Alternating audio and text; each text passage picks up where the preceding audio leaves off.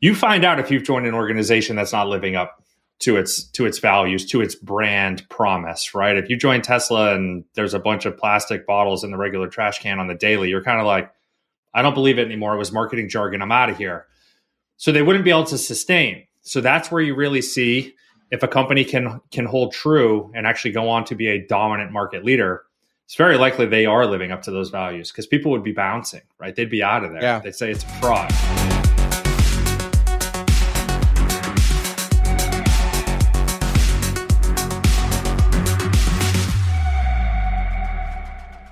Welcome to another episode of the Leading to Fulfillment podcast, where everything we talk about is meant to encourage people-first leaders, empower individuals to achieve fulfillment, and to help your organization become places people love to work.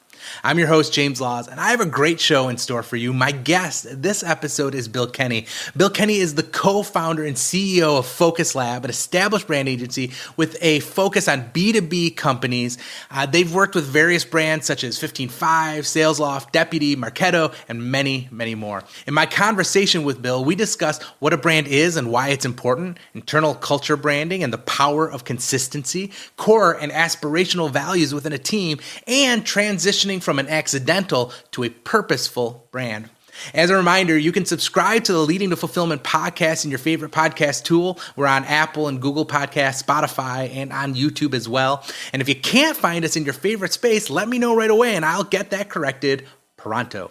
As a bonus, you can head on over to circles.com, that's circles with 2 I's, and subscribe to our newsletter. There we'll let you know when those new episodes drop, as well as send you original and curated content on leadership, managing teams, and finding fulfillment.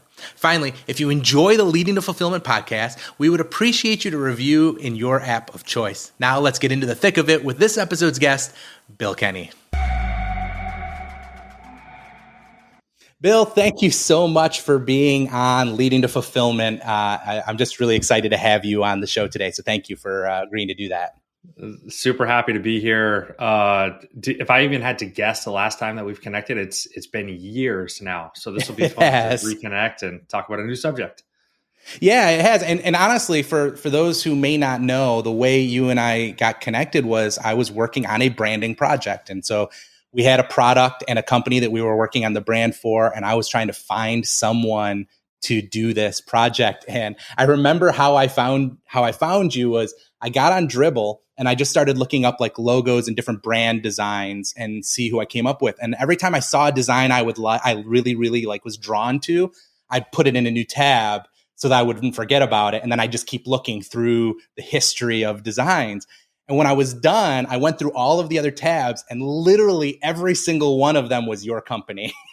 And so I was like, well, I know who I'm using. Like it didn't matter. Like it didn't matter what you said when I reached out. You were the ones that needed to do the brand. With that in mind, could you introduce yourself a little bit and your company and ultimately what you do? Because you will probably say it better than I did as I started the show.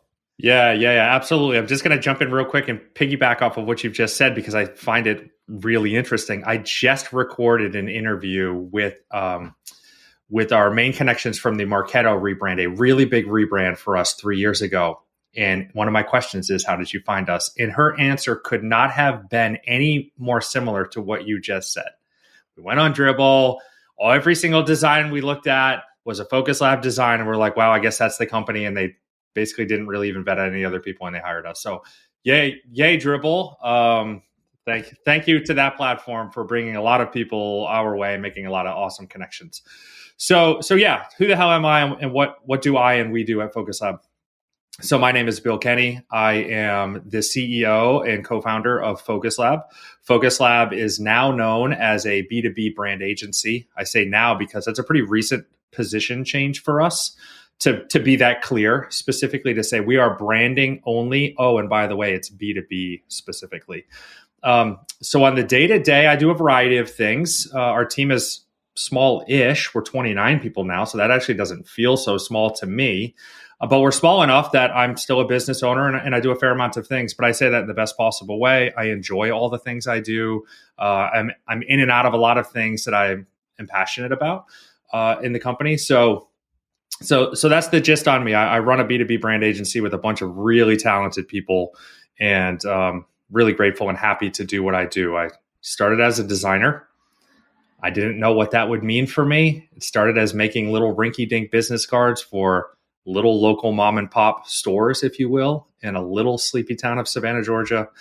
And now, like I said, we're 29 people working with clients literally all over the world, right? Like big B2B tech companies in Australia, and in England, and just all over the place, mostly in America. But yeah, that's the gist. We'll probably crack that open a little bit more as we talk, but Yeah, that's me in a nutshell. that's really cool. I love your company. I love everything that your team produces. You have a ton of talented people, all extremely pleasant to work with. At least in my experience, when I was working with you years ago, and you have all kinds of new people now on your team that I've never even met, and you do amazing work. Now, when you talk about branding and you focus this right, B2B branding, but I want to just ask the question because I think it's going to lead a little bit into some of the things that we want to talk about. Is how do you really define brand? Because there's a lot of people getting it wrong and there's a few people getting it right. And I'd really be interested to hear from the experts. How do you ultimately define an organization's brand? So the oversimplified answer to this, but I think it is the right answer, is ultimately all of the moving parts that create a feeling that the customer then has about that company. Right. So that's so many moving parts, though. So I think where people get it wrong is to say branding is a logo. And it's like, well, no, it's not. But that is one tiny piece of it. Right. So the logo has a unique role in the brand, which is like the memorability, being able to recognize that logo in the wild and say like, oh, that's that company that makes me feel this way. That has a particular role. The role of the logo is not necessarily to tell the entire brand's story, right? So then you start to think about the other parts of the brand, which is going to be the way it speaks, the words it actually uses when it speaks. Is it playful? Is it really serious? Is it bold and like progressive, or is it like really reserved? Those are all important ingredients to the brand. All of the visuals, the website experience itself. What is it like to go through their product? What is it like to drive the damn car? What is it like to meet with the customer service person in the car dealership? All of those things together start to inform the brand as a whole. So when you think about like what is brand, it's like, whew, if you want to put it on a bullet list, it's a really long bullet list, but ultimately all of those things come together to leave you with some sort of feeling about that company. How do I feel when I think about Apple? And why is that? How do I feel when I think about Comcast? And why is that? There's multiple moving parts in there, but ultimately I have a feeling, right? I end up with a feeling of my own about those companies. So that's what we try to affect in our company with brand, to say like, how can we affect how that customer feels? Not through all those parts though, but through some of those parts. No, that's great. And, another way I've heard that, I think I've heard this said in a book somewhere, right, is like branding is what everyone else says about you. Correct. Right? It's how well you've conveyed a story that lines up, that what you say about yourself and what your customers say about you, when that is in line, you found brand, like you found your brand. When that's out of alignment, there's a problem. Yeah. And I was just going to say, like, if you think about, so there's always this parent, there's always this like parent feeling, purpose, mission at the top. Disney's purpose, I actually don't know what it is offhand, but it's to make you feel a certain way when you enter that park or experience any of those things. So part of that is like popping damn popcorn before you hit Main Street, so you smell that smell when you walk through the door. But popcorn is not their brand. But it is a thing that creates an essence that is rooted in what they're trying to achieve at the top. And that top level is what we're really trying to work with these companies to say, but like, what is your purpose? What are you really trying to evoke when people experience your brand? And then we try to figure out how to solve for those. And what's interesting to me, and so this is where I think brand comes into play, and where I really want to kind of dive into this idea of brand, is that when I think about our companies and our organizations as a leader, as one CEO to another, right, I look at it as like our organizations are the product for our teams, the people that we hire. So the culture that we create, the feeling that we try to kind of get into our organizations is the product that we offer to our employees. And therefore, brand actually has an impact, not just outside, customer facing to the world that everyone else sees, but it has a huge impact on the internal organization. And I wonder, like, how does or can branding actually impact the inside of an organization? It impacts it heavily. Like, so we have past projects, past partners that they don't necessarily come to us for that need. Some do, because they realize how much it does impact the internal culture, but some do not. And they only realize that after the fact. And they say, hey, there was this cherry on the top that we didn't realize we were going to get. Recruiting has never been better. And we feel like it's because of the work that we did through the branding process. And again, that's not a logo, right? People don't join a company for a logo. But when a company, through a branding process, has brand clarity, can speak to why it exists better than it ever did before, maybe it finally realizes why it exists outside of the damn feature set, it now has that greater purpose that it never really spoke to before. That's where the recruitment and then the following, like, internal culture, they want to live off of that. That's what they feed off of ultimately. Like, why am I here? Why am I working at Tesla? I'm not working at Tesla because I think the cars look cool. That's like a residual effect, right? Like, I'm working at Tesla because I believe in sustainability and the future of our planet. And that's a brand story. That's ultimately what they're trying to do. So yeah, it has a huge impact on internal culture. And that's an interesting point too, right? Because there's two sides of that. There's the one side that your internal brand is a recruiting tool, right? To recruit talent that are aligned with your brand, who are aligned with what you stand for, your purpose, your values, your vision. And then there's the flip side of that is once they're in the organization, to continue to find fulfillment in that purpose, in those values, to see those lived out. Because it's one thing to recruit, right? And put a brand out there that says, hey, we're all about sustainability, or we're all about these things. And then you come in the organization and you go, wait a minute, they don't live this at all. This isn't a part of what they, like, internally, they don't do this. They put it outside just great. Yeah. But when you come inside, like, you know, this is a silly example, and I don't know if it's true, but you'd feel weird, right? If you cared about sustainability and then you went into Tesla's offices and they don't recycle anything. Right. Correct. Right. Correct. Like that would be a part of that culture that says, no, we believe this and we do this. And so you have to have this, both the story that you tell and then the values that you live internally as a part of that. And I wonder, for Focus Lab, what are some of the elements of brand that are important to you inside the organization? What are some of the things that you've implemented to not just tell the story outward, but tell the story inside the organization to your team?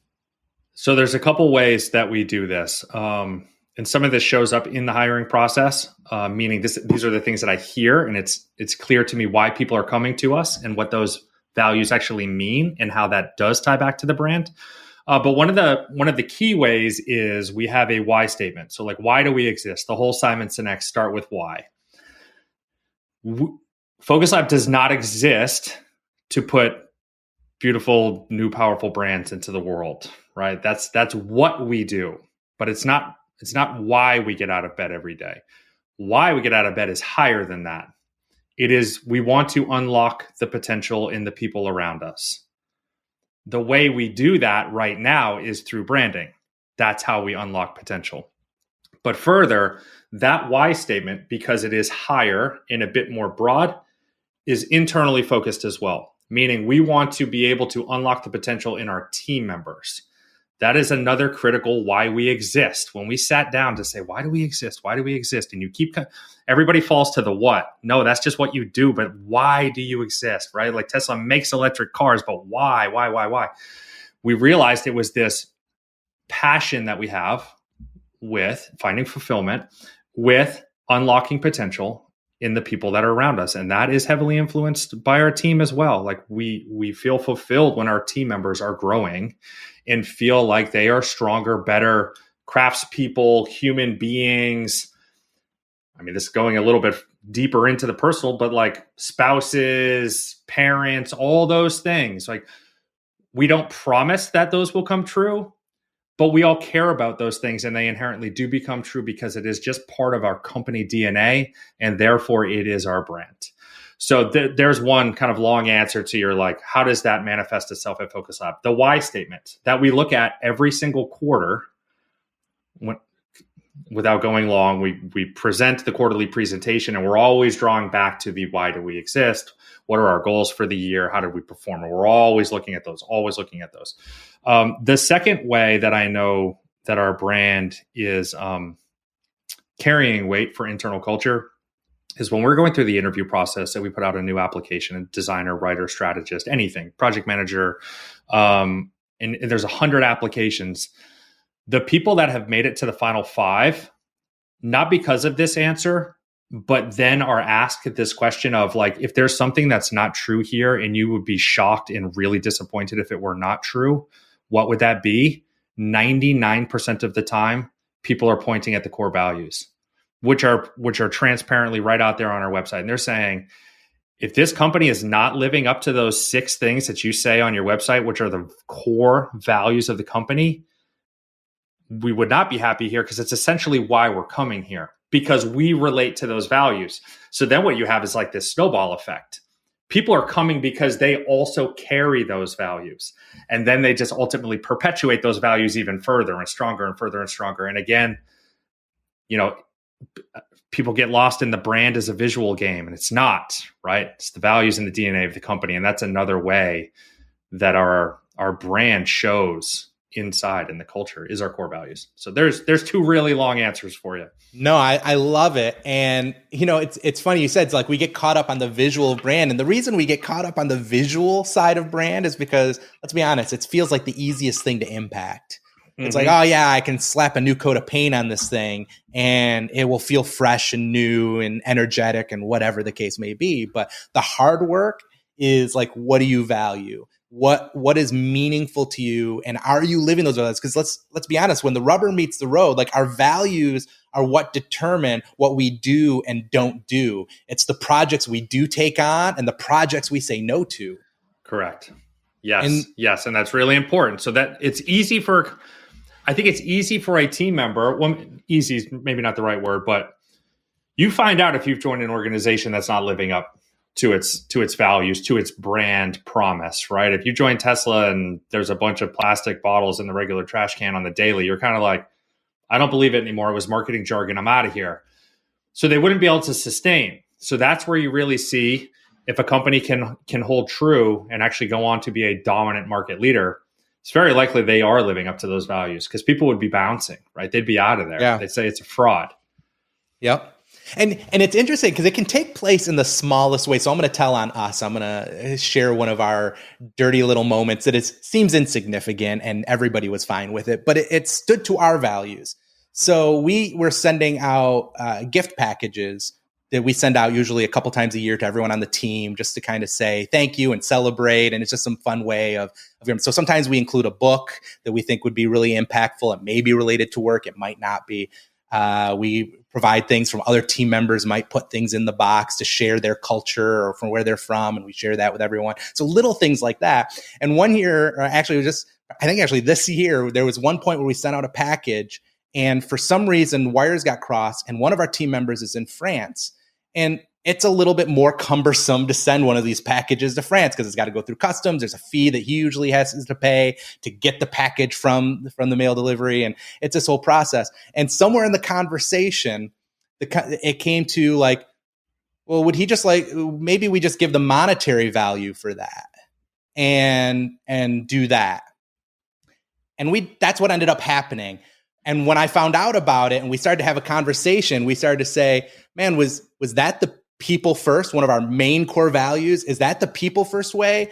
Because it was easier and because it was a little less expensive to send it to someone that was farther away. And we backed up and we said, we never want to feel that way again. And we don't feel like this put forth our values. And so we made a big deal about it. And we had a conversation. We said, we're never going to do it this way again. And yes, everyone may have been okay with the decision that we made in the moment, but it didn't feel like it was in line with our values. Our values say, just because it's harder doesn't mean we don't do something that's people first. And people first would say, we want them to get the same thing everyone else got out of it. as much as possible. And so that's just a little example, right, of how your values make decisions for you or shine a light when you didn't live your value. And your values should be shining a spotlight on everything that you do and saying, was this living up to your values? Was this appropriate? And that's just one way where I show our butt a little bit, where we kind of screwed up. And it's also really helpful. I find it really helpful. It creates a compass for you. Not that we don't need a moral compass, but we do need some sort of a compass to say, we should do this, we shouldn't do that. We should take on those projects, we shouldn't take on these projects. Or else every decision you're kind of making on what basis, on what rules, kind of how you feel in the moment. Should we take this project? Yeah, I guess so. Well, I don't know. Is that like a great way to vet projects? Or to vet any kind of internal decision making? It's nice to have the rules, even though sometimes they might seem like common sense.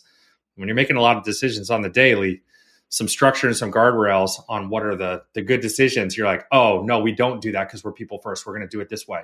That removes a whole lot of question asking. And then you just get to the work and then you just do the damn thing, which is, even though it's harder, in some ways it's like easier. And it's nice to just have that thing, right? Like, when there's a question, you can run through your values and say, is this people first? Is this being a cheerleader? Does this create positive energy? Does this make it better? Does this embrace fun? If it doesn't, if any of those start to wane, we go, we're off track. They're the guardrails. They pull us back in and we say, no, we need to change this thing. So I want to put you on the spot because you talked about your 6 core values, and I know people can go to your website, and I'm sure they will. What are the 6 core values of Focus Lab that drive the internal brand and culture of your organization? All right. He's really going to nail me here, right? So we're going to have assume the best. Assume the best is we always want to have an optimistic, assume the best point of view on all things.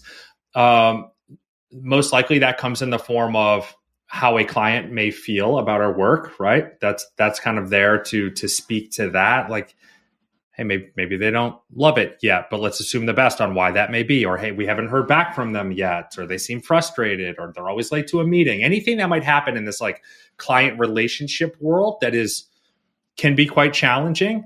If you assume the best, it makes that significantly easier. And often you find out you should have assumed the best, and it wasn't always as bad as you might think it was going to be. All over ego. So humility goes a long way in our company. We are all very humble from top to bottom, side to side. And so yeah, all over ego. It's just, we want to be a collaborative team. We should all be in this together. There's no elbowing other people out of the way to try to get the spotlight. We have strive for excellence. So a really high bar for quality of work, craft, communication, everything that we do. That essentially was one of our pillars for a long time, meaning we sold ourselves on the quality of our work. How are we different than another agency we're going up against? The quality of our work, the quality of our work. That has changed lately because we feel like we are at a level now where we're competing with, say, 2 other agencies. Their work is also pretty damn awesome at this point, right? So we have to have different differentiators, which is great.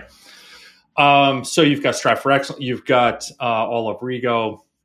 You're going to have lead with courage. So lead with courage is another, don't shy away from the hard stuff. Lean into the more challenging conversations, whether that's internal or external. Because of our overwhelmingly high humility and people factor, even a very easy conversation sometimes can be seemingly a hard conversation, right? So then we have this core value to remind us, like, lean into that. That's actually a very easy conversation. Don't worry, you got it. They love you. They're not going to be mad at you. Empathy over action. Empathy in action. So being super empathetic. Again, this is pretty much client facing, but it's also internally facing. Remembering to put yourself in the other person's shoes. And how many have I said? I'm missing 1. Is that right? Yeah, you're missing only 1. You're doing pretty good. Ooh, what's it gonna be? All right. What's it gonna be? I might have to cheat. It's gonna be hard now on the spot because my brain's gonna be like shorting out. Do you know what it is? Do you have it? I actually don't have it up. No, I didn't cheat either. I'm listening and enjoying and taking the notes. I thought it was a fun exercise, right? It actually goes to sometimes, like for us, when I'm coaching people on their core values, and 6 is a good number. I always say, like, make sure they're fewer, they're a shortened number so you can actually remember them all. Yes. So I cheated. I got the last one. The last one is own the work. So that's let's everybody work here as much as we can within reason, as if we're all partners, owners in the sense of the word partnership, like actually being an owner at the company, meaning it is as important for you for that thing to go out well and you're ready to act on it and own it as much as you can as the business owner would. And yeah, listen, I'm not an idiot. Like, I know that not everyone's going to have like that full business owner mindset. And this doesn't mean, hey, I work on the weekends, which I generally don't. You should too. It's not that. What it is meant to say is, like, take initiative. Initiative goes a long way here. And that could be, I don't know the answer to this thing, but I'm going to make the call because I know I'm not going to get in trouble. That's great. You're not going to get in trouble. Make a call. Lead with courage. Do the thing. Or like, hey, I think this thing should be done this way, but like we generally don't do it that way, but I know it's the right thing to do in this moment.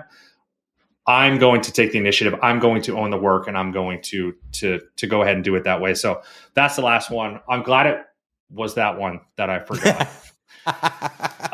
No, it's great. It's a great list. I see some overlap in our own core values even from different angles. And that's what's fun, is that you can share similar core values, but the emphasis might be on a different part of it. And it's really cool to kind of see that you have a great list. And I love hearing other organizations' core values. If you're like me, you've probably spent time like reading and learning other companies' core values, and then you have a little bit of like core value envy. Like, man, that was so good. They came up with that core value. That sounds great.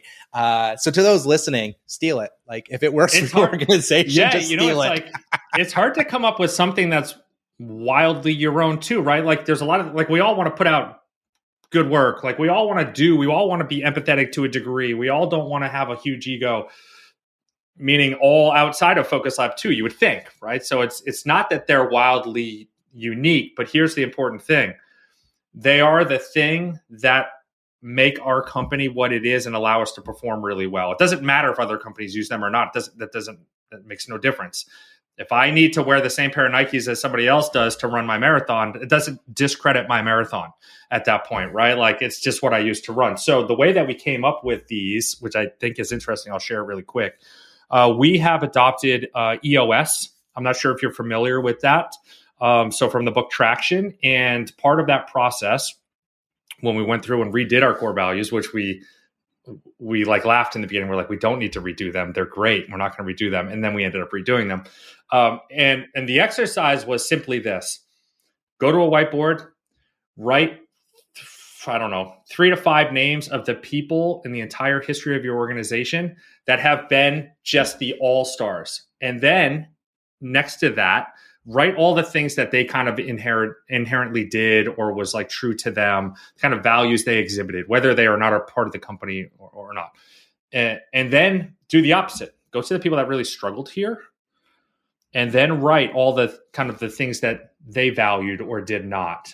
And you look at that and you distill it down. And that's essentially, if you're saying these all-stars did these things, those are the things that make your company great. Obviously, that's what allowed them to shine. They were able to lean in with courage. They owned the work. They had a high bar for excellence. They were super humble and empathetic. They had no ego, like, oh, okay, that's our formula. Those are the things we obviously value. Then if we can hire on those, we should be getting fantastic people. And not only do we hire on them, people come to us now.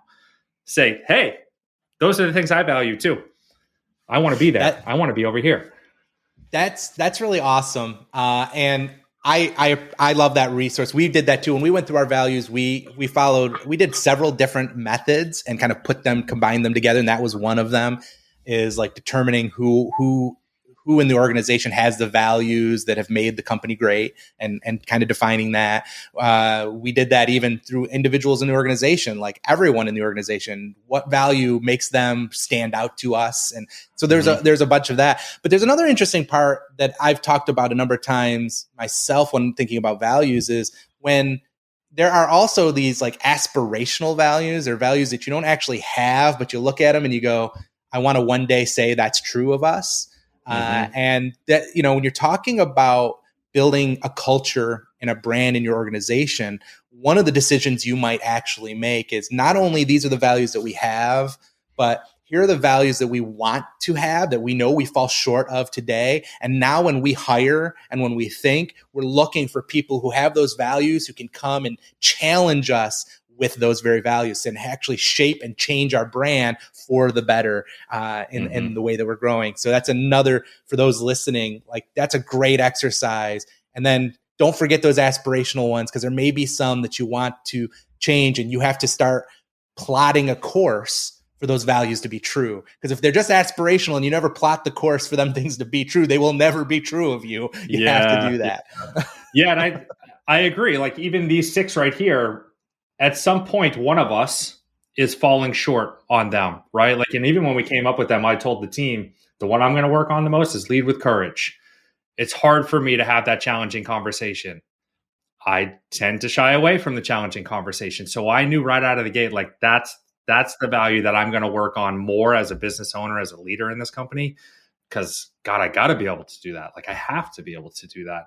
So we score on these per EOS, and we're always looking at them, and most of us are doing well all the time. And then every now and again, some of us take a little bit of a dip and we're like, hey, I guess I got to work on that one again.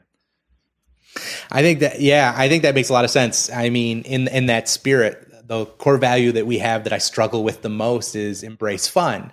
Like we like to have a good time. We like to play. When we had an office, we spent a lot of time just playing together and just enjoying just being with each other. Now that we've gone distributed, I've lost my sense of how to have fun in a distributed company. So I'm still struggling with how do you embrace fun when no one's ever around each other? And it's a value that I'm constantly looking at going, I always have to keep it at the forefront of my mind when I'm communicating, when I'm making plans for something, like how do I inject fun into this experience? Because I'm not good at it naturally. But the rest of the organization tends to be really great at it. So thankfully they make up a little bit for my slack. I continue to work at it. But that's the other thing too, right? Is your culture, your brand, the organization which your team makes up that, work together to fill the gaps where other people might sometimes fall short. Yes. That's a helpful thing. Yes. If I look at the 29 people, we're not all struggling with one of them, and we have a giant gap in that one kind of segment, if you will. Like we're all sharing the load. Some are really never fail at some of them, and some have room to fill, and then other people offset that. And so, yes, as a whole, very kind of even, if you will, and stable from a values perspective. Yeah. Let me ask you one last question as we wrap this up. If you, as a brand expert, we're talking to any of our listeners and leaders who look at their organization, they go, I think we have a brand by accident, but I want to have a brand on purpose. What would you give them as maybe some first steps to start that journey of branding the internal parts of their organization on purpose?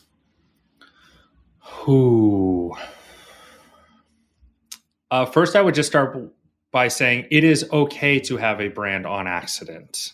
I think that's okay, just to start with. That doesn't mean that it's broken or it should be thrown out. I think a lot of great things are built organically, right? And then it is not until you get to a certain point, maturity in the business, maturity of thinking, that you're like, okay, this has gotten us so far, but now we're going to take it a bit more serious. So we're going to get a bit more intentional with it. And I would say that whole like start with why probably is a really great starting point. I think it's really hard. I'll just speak for myself. It's really hard to define why your company exists. Again, looping back to you're going to say the features and the services you spit out, but really it has to be bigger than that if you're going to build a brand. So starting there, thinking really long and critically about why do we exist? Why? And then building off of that. And then what that starts to form is kind of like the pyramid, if you will, for visual, right? Like you start, that's at the top. You're going to like build down from that. Okay, if we exist because of this thing, then do our values align to that? Maybe we need to like rethink about those, or like, do our services even kind of align to that, if you will, or what are we doing that we shouldn't do? And then you just kind of continue following that thread.